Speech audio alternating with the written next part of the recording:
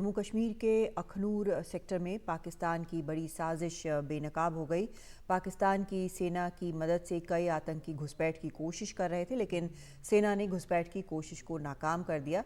सेना की जवाबी कार्रवाई में एक आतंकी मारा गया। एक और आतंकी के मारे जाने की भी खबर है। सेना के निगरानी कैमरे में भी 3 आतंकी एक आतंकी का शव ले जाते हुए दिख रहे हैं। सेना के सूत्रों ने यह भी बताया कि आतंकियों को घुसपैठ कराने के लिए पाकिस्तानी सेना ने अपनी ही एक चौकी को आग के हवाले भी कर दिया। उधर की हवा चल रही है। रुक करते हैं कुछ राजनीतिक खबरों का। दिल्ली में लोकसभा चुनाव की रणनीति बनाने के लिए बीजेपी पदाधिकारियों की अहम बैठक हुई। 2 दिनों तक चली इस बैठक का आज समापन हो गया। शनिवार को पीएम मोदी ने बीजेपी पदाधिकारियों को जीत का मंत्र दिया। सूत्रों के मुताबिक प्रधानमंत्री मोदी ने मिशन 2024 के लिए जोर शोर से काम करने का आह्वान किया। सूत्रों के मुताबिक बीजेपी का फोकस इस चुनाव में 10% वोट जोड़ने का है, यानी 50% वोट हासिल करने का लक्ष्य रखा गया है। इसके साथ ही पदाधिकारियों को नए मतदाताओं और कमजोर सीटों पर विशेष तौर पर ध्यान देने के लिए निर्देश दिए गए हैं। बीजेपी पूरे देश में महिला, युवा, किसान और गरीबों को जोड़ने के लिए अभियान चलाएगी। पीएम मोदी जनवरी में देश भर के युवाओं को संबोधित करेंगे। बूथ लेवल पर हर कार्यकर्ता को सभी मतदाताओं से संपर्क करने को कहा गया है। 22 जनवरी के बाद हर राज्य से ट्रेन के जरिए लोगों को अयोध्या ले जाने के लिए भी कहा गया है, ताकि वो भगवान श्री राम के दर्शन कर सकें।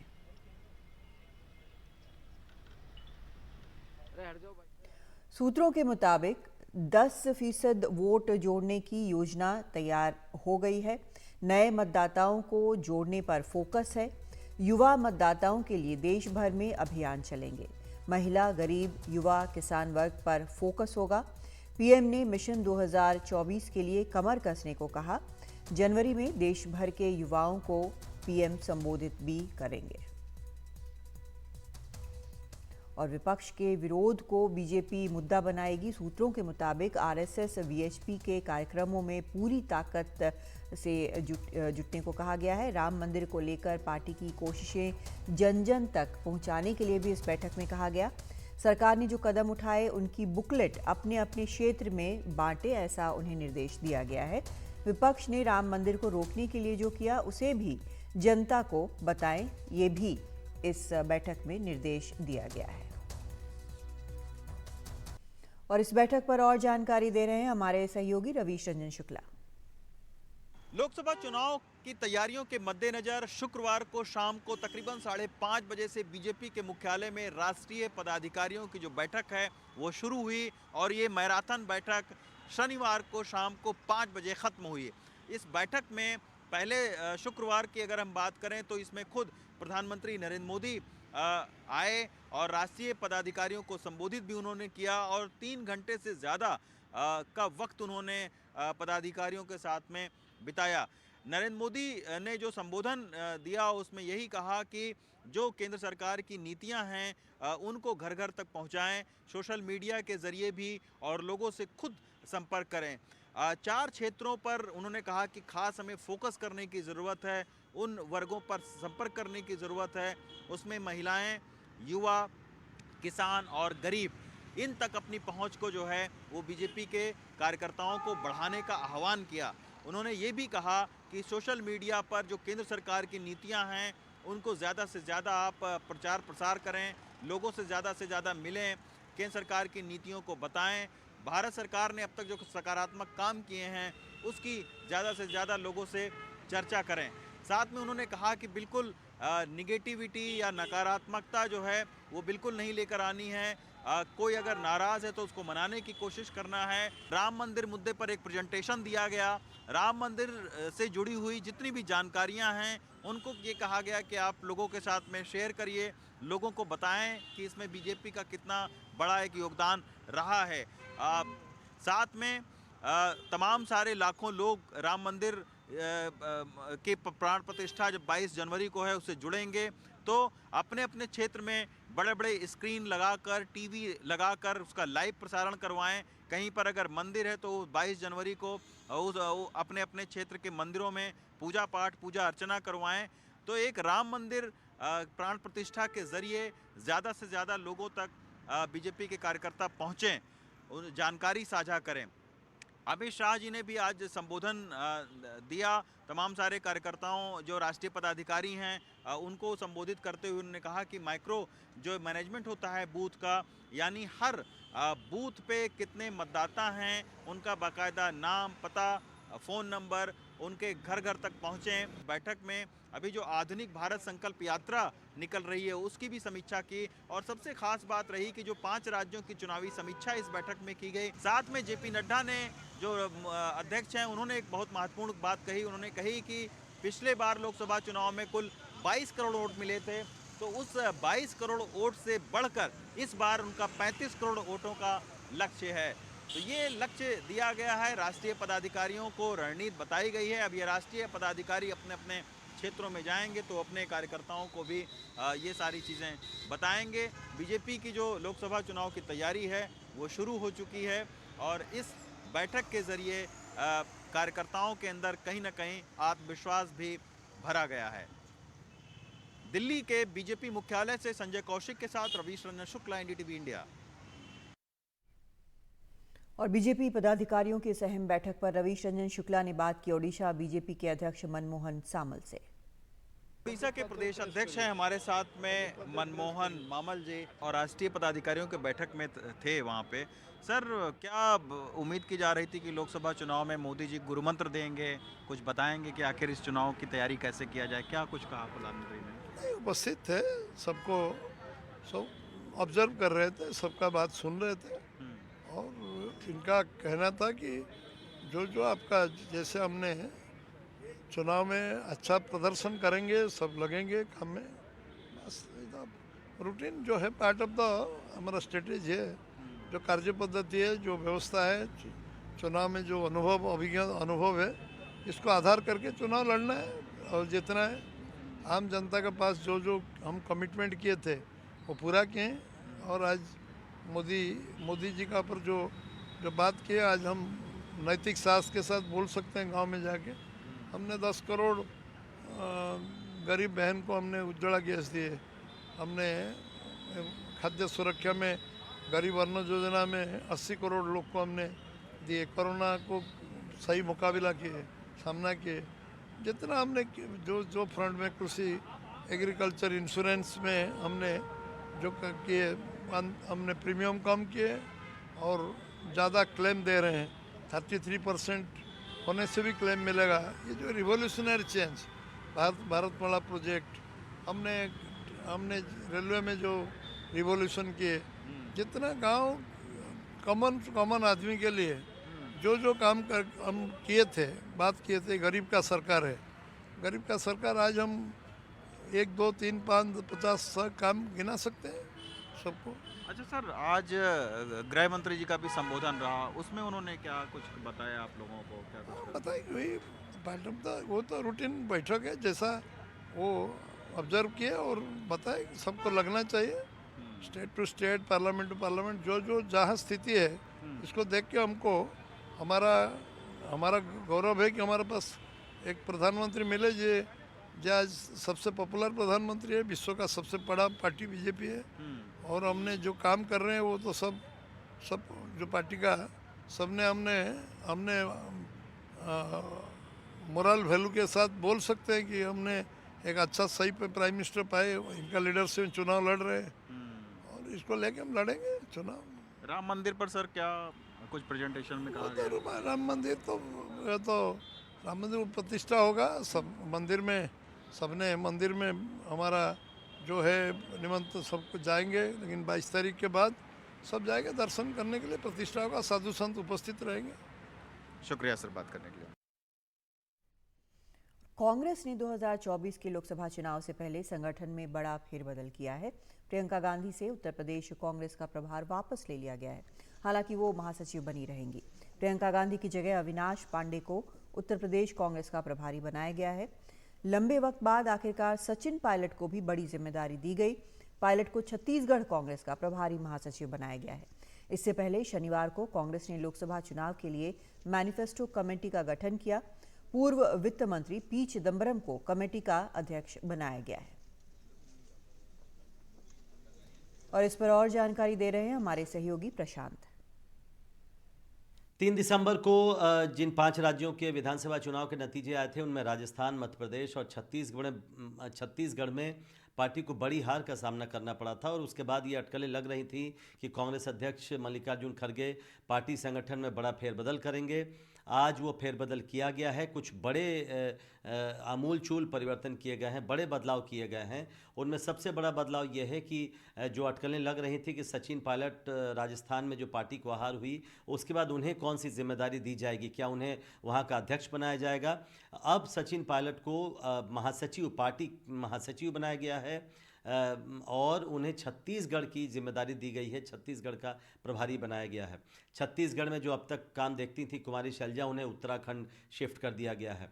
दूसरी बड़ी बात यह है, जैसा मैंने कहा छत्तीसगढ़ के बारे में, इसी तरह मध्य प्रदेश में जहां पर 2 राज्यों में बड़ी हार मिली थी कांग्रेस को, छत्तीसगढ़ में कुमारी शैलजा को हटा दिया गया वहां से। इसी तरीके से मध्य प्रदेश के जो इंचार्ज थे अभी तक रणदीप सुरजेवाला, उनको भी वहाँ से पदमुक्त कर दिया गया है। वो कर्नाटक का अपना काम देखते रहेंगे, लेकिन मध्य प्रदेश की जिम्मेदारी अब भंवर जितेंद्र सिंह को दी गई है, जो पहले से असम के भी प्रभारी हैं और वहाँ का कामकाज देखते हैं। दूसरी बड़ी बात जो आज के बदलाव में देखने को मिली वो प्रियंका गांधी को लेकर है। प्रियंका गांधी महासचिव बनी रहेंगी, लेकिन जो अब तक उत्तर प्रदेश का वो कामकाज देख रही थी, उत्तर प्रदेश की वो प्रभारी थी, उनको वहाँ से अब हटा लिया गया है, वो पदमुक्त हो गई हैं वहाँ से और अब उनकी जगह अविनाश पांडे को उत्तर प्रदेश में प्रभारी बनाया गया है। तीसरी बड़ी बात ये आई सामने कि बिहार का प्रभारी मोहन प्रकाश को बनाया गया है और ये बेहद अहम है क्योंकि मोहन प्रकाश पुराने समाजवादी नेता रहे हैं।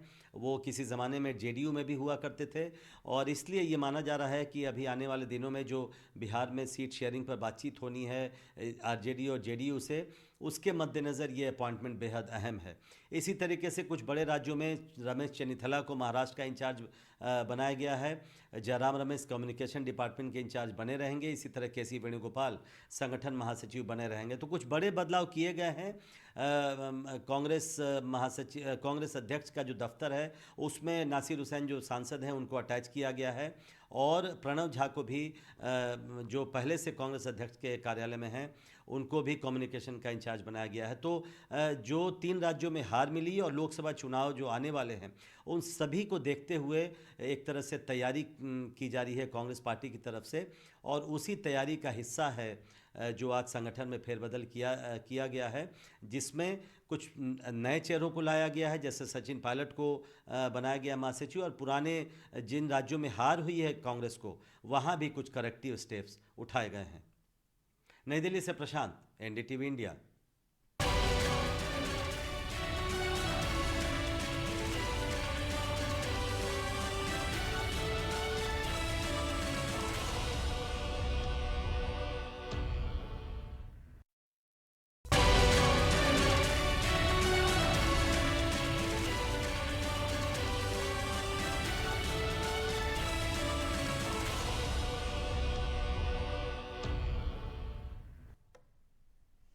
स्कूलों में हिजाब को इजाज़त मिले या नहीं, इस पर काफ़ी दिनों से विवाद चल रहा था।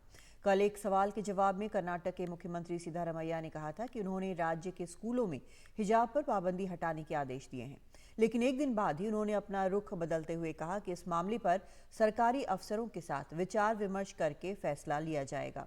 हिजाब का मामला सुप्रीम कोर्ट में भी है। कर्नाटक में पिछले साल हिजाब पर विवाद खबरों में छाया रहा। अब एक बार फिर हिजाब खबरों में आ गया है।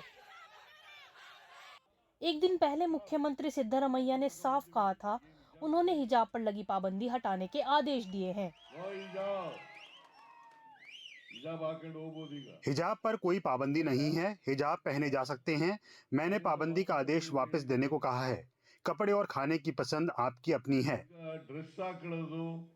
लेकिन एक दिन बाद ही उनका रुख बदला दिखा। उन्होंने कहा कि फैसले पर अभी विचार होना बाकी है। अभी लागू नहीं किया है। किसी ने मुझसे ये सवाल किया और मैंने जवाब दे दिया। सरकार पाबंदी हटाने पर विचार कर रही है और इस मामले पर सरकारी अफसरों के साथ विचार विमर्श किया जाएगा। हिजाब के मामले में सुप्रीम कोर्ट 3 जज बेंच बनाने की फैसला किया था, यानी सुप्रीम कोर्ट का फैसला आना बाकी है। ऐसे में कर्नाटक के सिद्धरामैया की सरकार अपने विशेषाधिकार इस्तेमाल कर पूर्व बीजेपी के सरकार के फैसले को पलटकर सुप्रीम कोर्ट में अपनी एफिडेविट देती है या फिर सुप्रीम कोर्ट के फैसले की इंतजार करती है। दरअसल इस मामले पर सिद्धरामैया एहतियात इसलिए बरत रहे हैं क्योंकि मामला सुप्रीम कोर्ट में है और एक दिन पहले आए बयान पर बीजेपी ने आलोचना भी इसी आधार पर की थी। जब मामला सुप्रीम कोर्ट में है तब भी माननीय मुख्यमंत्री ने उसका ध्यान न रखते हुए अल्पसंख्यकों को खुश करने का फैसला किया। उनकी नजरें लोकसभा चुनावों पर हैं। हिजाब पर विवाद दिसंबर 2021 में भड़क उठा था, जब उडुपी के गवर्नमेंट पीयू कॉलेज की 6 लड़कियों को क्लासों में हिजाब पहनने से रोका गया था। 2024 चुनावों से पहले ये एक बड़ा सियासी मुद्दा बन गया है। प्रतिभा रमन की रिपोर्ट, एनडीटीवी इंडिया। दिल्ली में दिल्ली की आम आदमी पार्टी सरकार की मुश्किलें कम होने का नाम नहीं ले रही। शराब घोटाले में कई नेताओं के नाम सामने आने के बाद अब बीजेपी ने दिल्ली में दवा घोटाले का आरोप लगाया है। दिल्ली के एलजी ने इस मामले में सीबीआई जांच की सिफारिश कर दी है। ये मामला दिल्ली के सरकारी अस्पताल में दवाओं की खरीद से जुड़ा हुआ है। खरीद में नियम तोड़ने के आरोप लगाए गए हैं। आरोप है कि सरकारी अस्पतालों ने दवाई खरीदने में लापरवाही बरती और ये सरकारी प्राइवेट लैब में हुई टेस्टिंग में भी फेल पाई गई।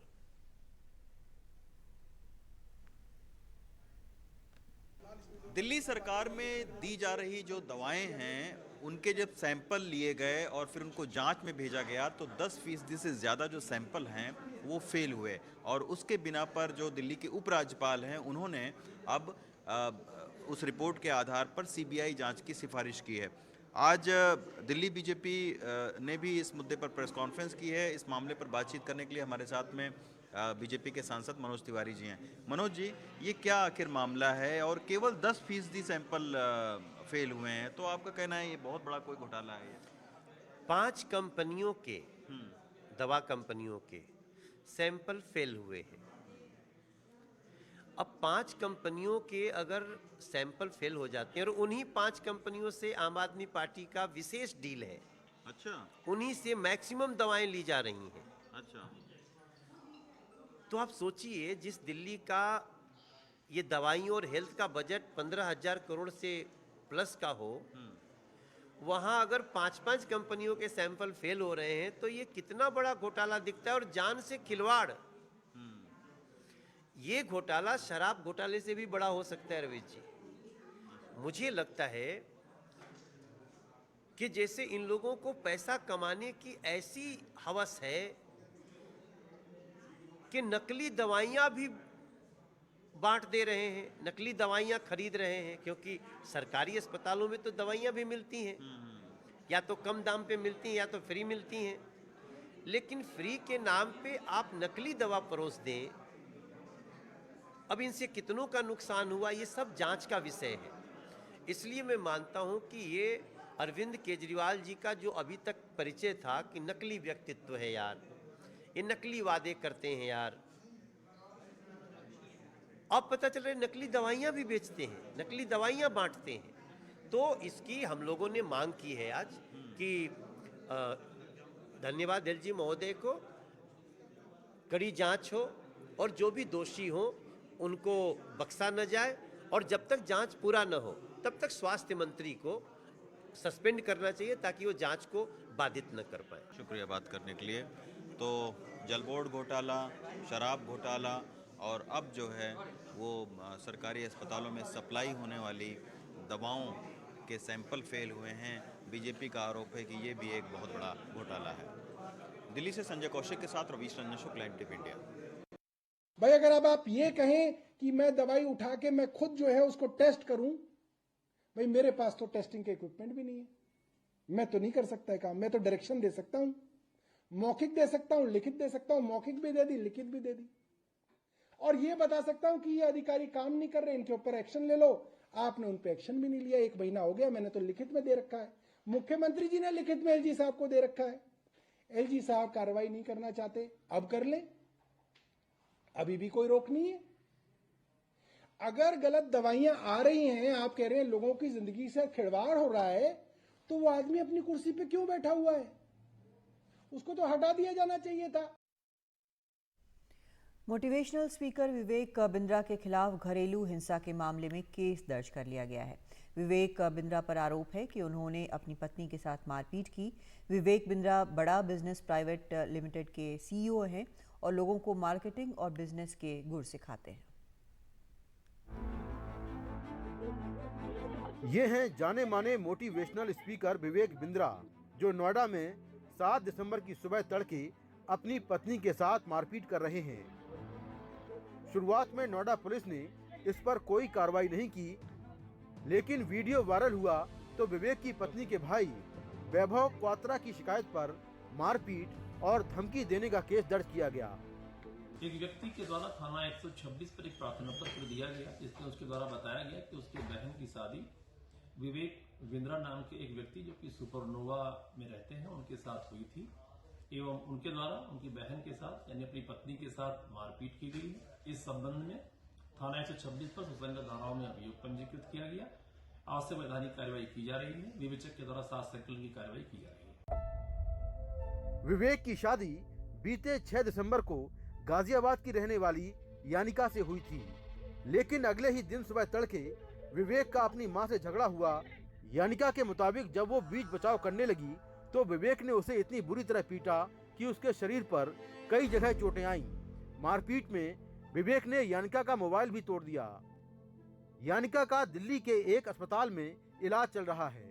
विवेक बिंद्रा जी ने जिस तरह से अपनी वाइफ को मारा पीटा और कोई अरेस्ट नहीं हुआ, ये बहुत ही आश्चर्यजनक है। बट कोई मुझे ज़्यादा भी हैरान नहीं करता, क्योंकि ऐसे इन्फ्लुएंसर्स जो अपनी साठगांठ से बचते जाते हैं, वो बहुत बड़ी बात नहीं है कि उन्होंने भी कोई सांठगांठ कर ली हो। बट हमें फ़ौरन अरेस्ट चाहिए, क्योंकि हमने देखा कितनी इंजरीज हुई हैं। उनका कान का पर्दा फटा है और बहुत सारी चोटें उन्हें आई हैं उनकी वाइफ को।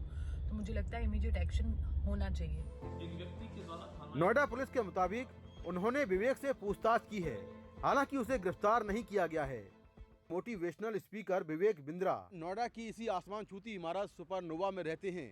यहाँ करोड़ों के फ्लैट हैं, लेकिन उनकी सोच कितनी नीचे है इसका अंदाज़ा आप इसी से लगा सकते हैं कि शादी के अगले ही दिन न सिर्फ उन्होंने अपनी मां से झगड़ा किया, बल्कि पत्नी के साथ बुरी तरह मारपीट की। अब देखना होगा कि नोएडा पुलिस इस पूरे मामले में क्या कार्रवाई करती है। नोएडा से मुकेश सिंह सेंगर, एनडीटीवी इंडिया।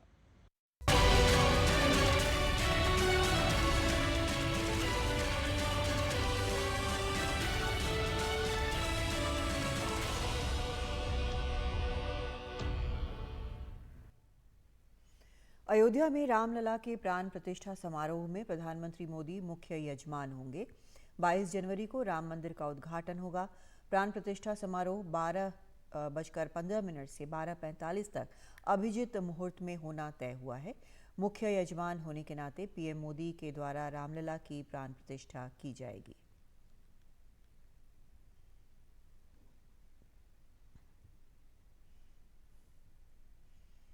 अयोध्या में राम मंदिर के उद्घाटन की तैयारियां जोर शोर से चल रही हैं। उत्तर प्रदेश के special DG law and order Prashant Kumar ने एनडीटीवी से कहा कि अयोध्या में सुरक्षा के जबरदस्त इंतजाम किए जा रहे हैं।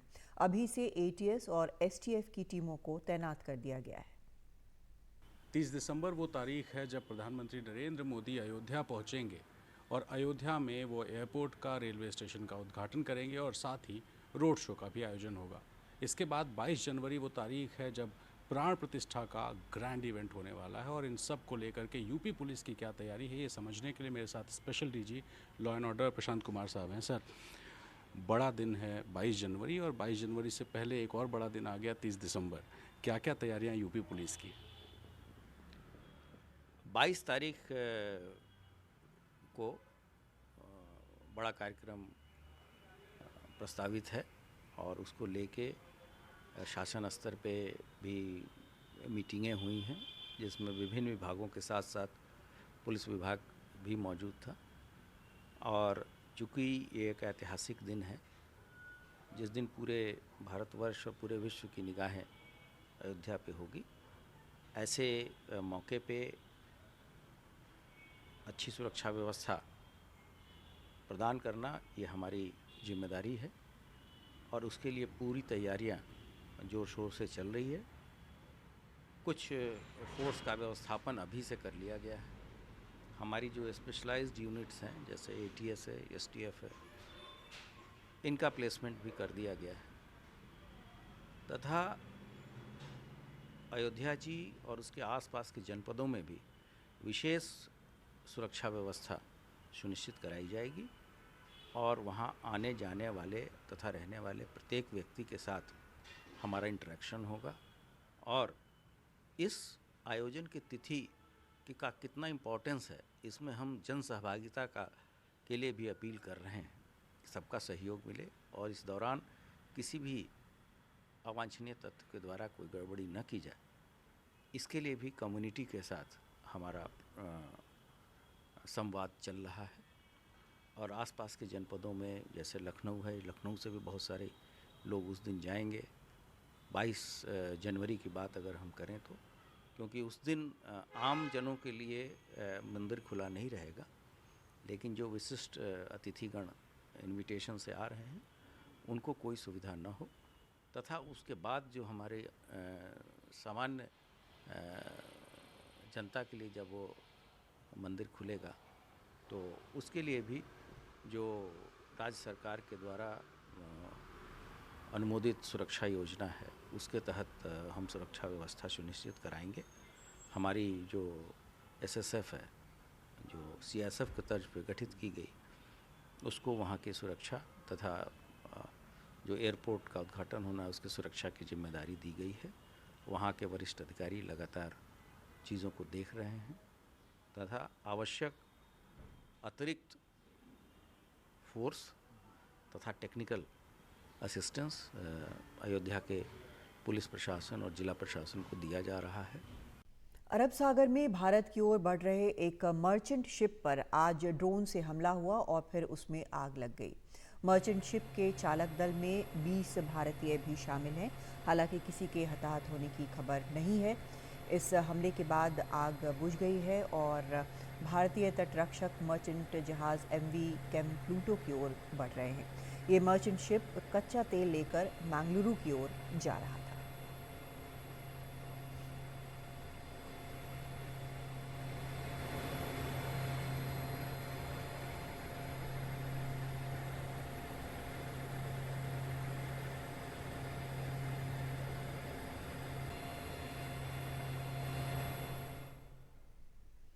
फ्रांस के वैट्री एयरपोर्ट पर दुबई से निकारागुआ जा रहा विमान रोक लिया गया है। इसमें करीब 303 भारतीय सवार हैं। शक मानव तस्करी का है।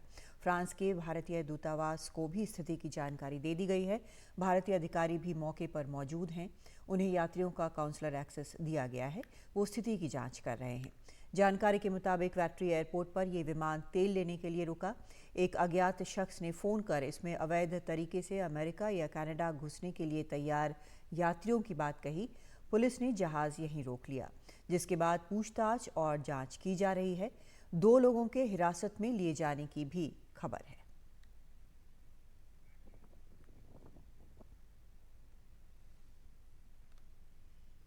तो इंडिया एट 9 में फिलहाल इतना ही। नमस्कार।